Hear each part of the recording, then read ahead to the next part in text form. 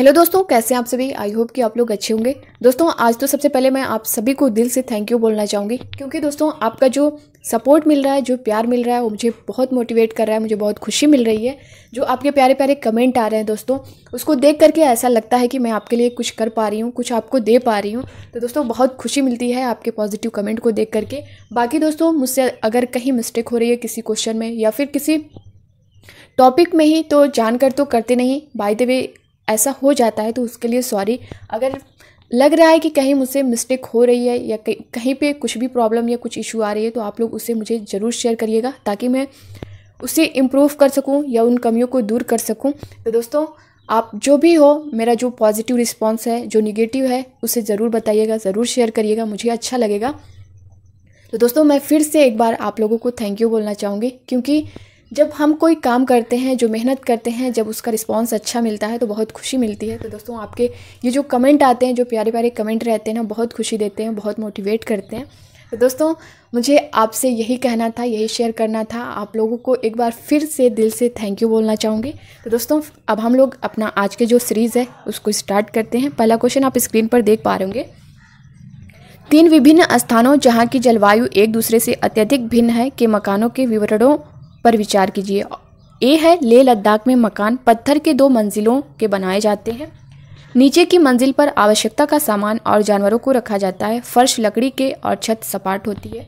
B है, मनाली यानी हिमाचल प्रदेश में मकान बांसों के खंभों पर बनाए जाते हैं। मकानों को लकड़ी और पत्थर से बनाया जाता है।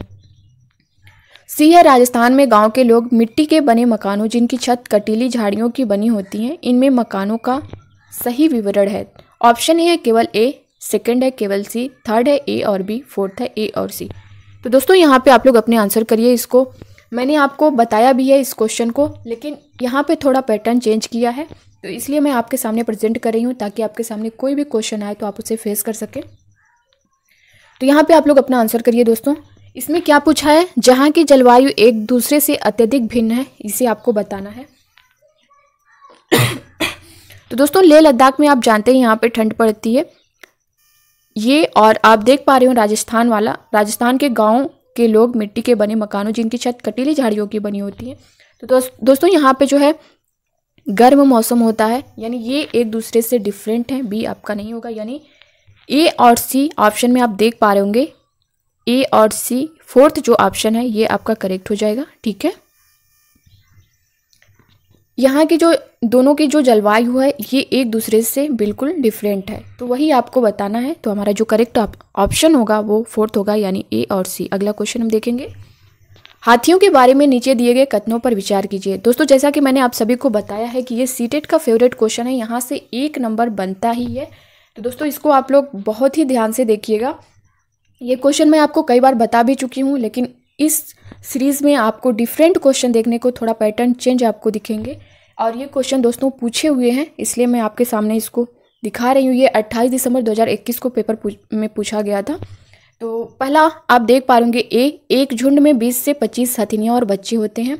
बी है, हाथी 4 से 5 वर्ष की आयु तक ही इस झुंड में रहते हैं। सी है, एक बड़ा हाथी एक दिन में 100 किलोग्राम से अधिक पत्ते और झाड़ियाँ खा लेता है। डी है, किसी हथिनियों के झुंड में सबसे बुजुर्ग हथिनी ही सभी फैसला लेती है। इनमें सही कथन है। तो दोस्तों इनमें सही कथन पूछा है केवल ए, सेकंड केवल सी, थर्ड सी और डी, फोर्थ ए, बी और डी।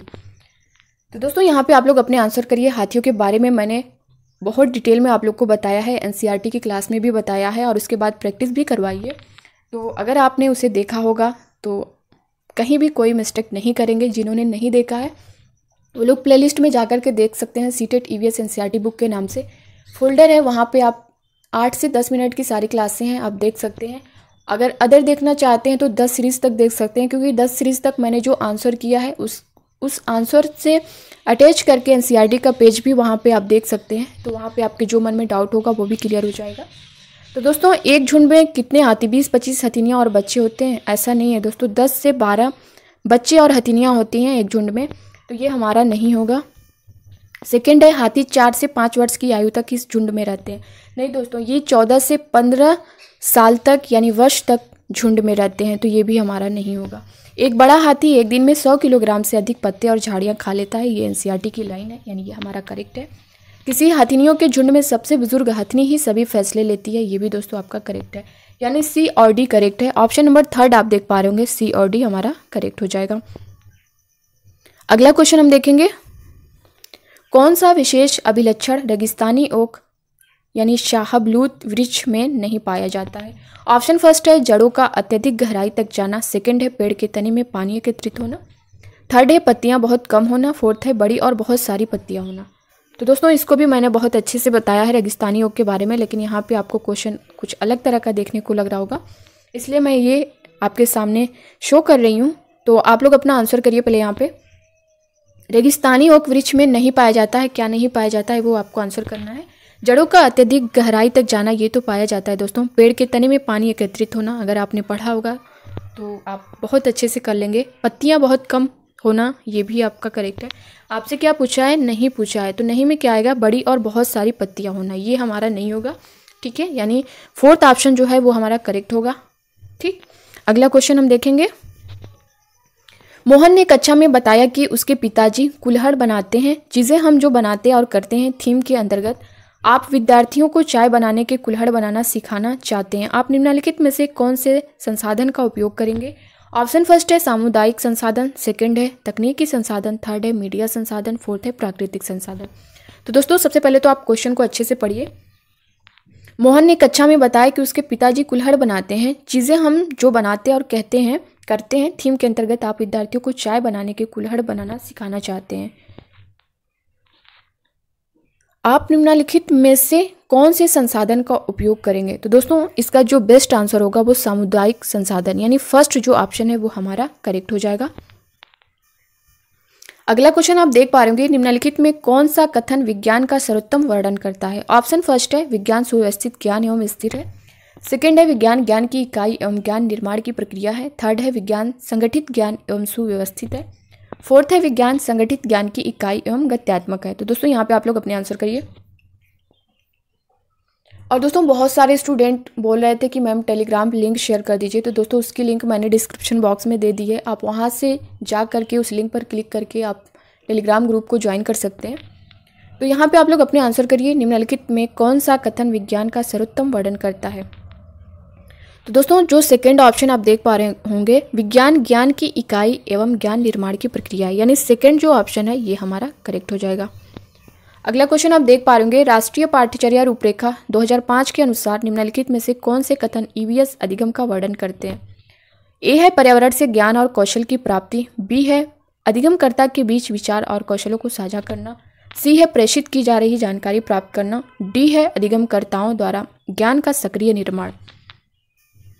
ऑप्शन फर्स्ट आप देख पा रहे होंगे ए बी और सी, सेकंड है बी सी और डी, थर्ड है सी डी और ए, फोर्थ है डी ए और बी। तो दोस्तों यहाँ पे आप लोग अपने आंसर करिए।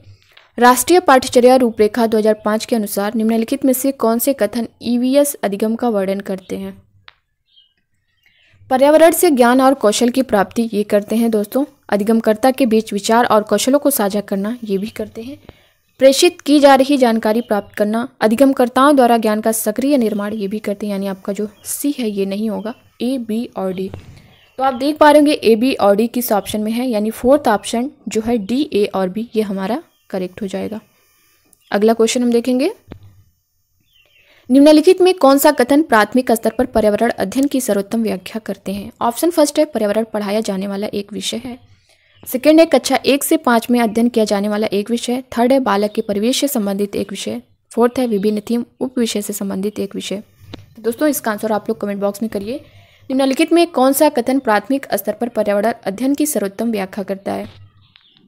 तो दोस्तों ये जो है बालक के परिवेश से संबंधित एक विषय है, जैसा कि मैंने आपको इसके बारे में बहुत अच्छे से बताया है, परिवेश से रिलेटेड, आस पास आस पड़ोस से रिलेटेड।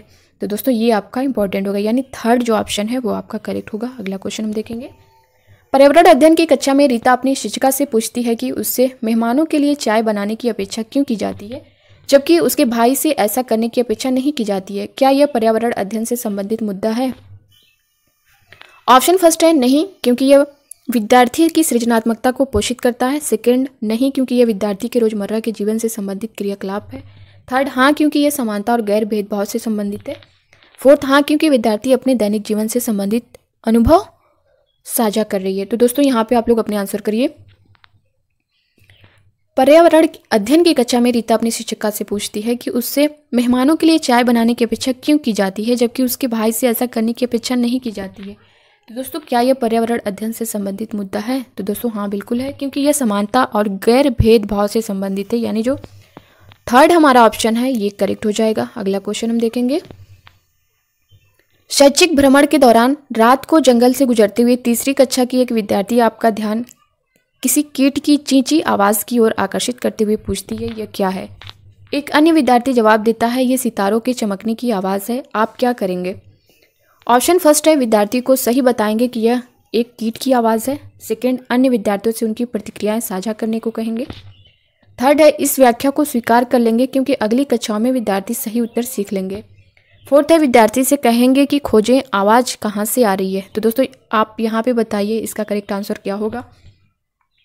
शैक्षिक भ्रमण के दौरान रात को जंगल से गुजरते हुए तीसरी कक्षा की एक विद्यार्थी आपका ध्यान किसी कीट की चींची आवाज़ की ओर आकर्षित करते हुए पूछती है, यह क्या है? एक अन्य विद्यार्थी जवाब देता है, यह सितारों के चमकने की आवाज़ है। तो दोस्तों आप क्या करेंगे वहाँ पे?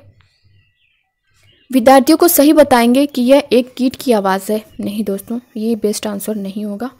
इस व्याख्या को स्वीकार कर लेंगे क्योंकि अगली कक्षाओं में विद्यार्थी जो है वो सही उत्तर सीख लेंगे। दोस्तों ये भी आपका बेस्ट आंसर नहीं होगा। विद्यार्थी कहेंगे कि खोजे आवाज़ कहाँ से आ रही है। दोस्तों ये भी आपका बेस्ट आंसर नहीं होगा। यानी अन्य विद्यार्थियों से उनकी प्रतिक्रियाएं साझा करने को कहेंगे। जब बच्चे ग्रुपिंग में एक दूसरे से बातें करेंगे, उसको शेयर करेंगे कि ये आवाज़ें कहाँ से आ रही हैं, कैसे आ रही हैं, तो जब सारे बच्चे एक दूसरे से शेयर करेंगे तो अपने में डिस्कस करेंगे, अपने अनुभव को बताएंगे, चीज़ों को समझेंगे, तो ये आपका बेस्ट आंसर होगा, यानी जो सेकंड ऑप्शन है वो करेक्ट होगा। अगला क्वेश्चन हम देखेंगे और आज का लास्ट क्वेश्चन। पर्यावरण अध्ययन की पुस्तक में दिए गए प्रयोगों के परिणाम। ऑप्शन फर्स्ट, प्रयोग के अंत में दिए जाने चाहिए जिससे विद्यार्थी उनकी पुष्टि कर सकें। सेकंड है, नहीं दिए जाने चाहिए क्योंकि विद्यार्थी को स्वयं अवलोकन करके निष्कर्ष तक पहुंचना चाहिए। थर्ड है, पर्यावरण अध्ययन अध्यापक द्वारा स्पष्ट किया जाना चाहिए। फोर्थ है, प्रयोग के अंत में स्पष्ट किए जाने चाहिए जिससे विद्यार्थी याद कर सकें। तो दोस्तों यहाँ पे आपका करेक्ट आंसर क्या होगा? पर्यावरण अध्ययन की पुस्तक में दिए गए प्रयोगों के परिणाम। यहाँ पे आप लोग अपने आंसर करिए।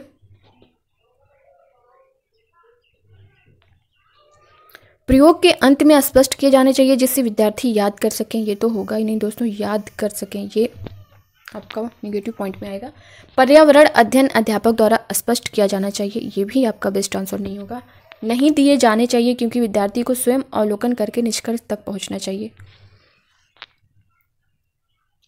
फर्स्ट है, प्रयोग के अंत में दिए जाने चाहिए जिससे विद्यार्थी उनकी पुष्टि कर सके। तो दोस्तों ये भी नहीं होगा, यानी सेकंड ऑप्शन है, नहीं दिए जाने चाहिए क्योंकि विद्यार्थी को स्वयं अवलोकन, दोस्तों स्वयं अवलोकन करके निष्कर्ष तक पहुंचना, ये आपका बेस्ट आंसर होगा और पॉजिटिव आंसर होगा, यानी सेकंड ऑप्शन जो है वो आपका करेक्ट होगा।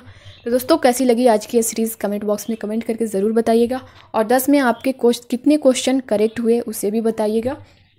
अपना फीडबैक ज़रूर दीजिएगा और दोस्तों वीडियो को जितना शेयर कर सकते हैं करिएगा। सभी सोशल मीडिया पर यानी व्हाट्सएप, फेसबुक, इंस्टाग्राम, जहाँ जहाँ आप कर सकते हैं हर जगह करिएगा। दोस्तों आपका यही लव, आपका यही सपोर्ट मुझे खुशी देता है, मुझे मोटिवेट करता है। तो दोस्तों बने रहिएगा, नेक्स्ट वीडियो में नए कंटेंट के साथ मिलते हैं। तब तक के लिए bye bye, take care, thank you, खुश रहिए, पढ़ते रहिए।